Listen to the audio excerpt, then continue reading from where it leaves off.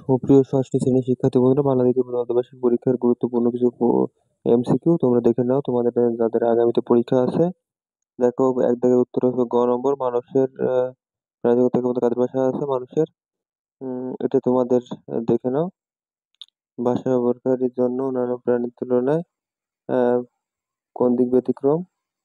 এখানে উত্তর হবে ঘ নম্বর, লাস্টেরটা। ৩ দাগটা দেখো, আমরা আমাদের কোনো অনুভূতি প্রকাশ করি। অ্যান্সার হবে ঘ নম্বর।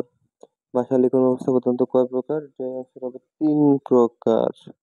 হুম অ্যান্সার হবে মূলত ৩ প্রকার। একটু খেয়াল করো, এই পাশে উত্তর দিচ্ছে ৩ প্রকার। তামিল ভাষার লিখন ব্যবস্থা কি? এই যে ৩ প্রকার দেওয়া আছে।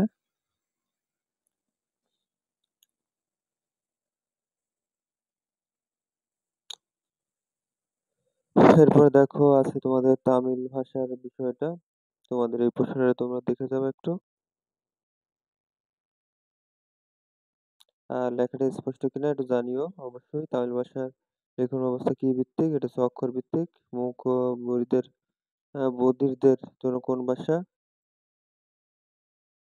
মাতৃভাষার অর্থ হচ্ছে মায়ের ভাষা।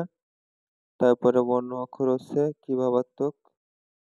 নিচের ভাষাটি হচ্ছে, দেখো ধ্বনি, এটা হচ্ছে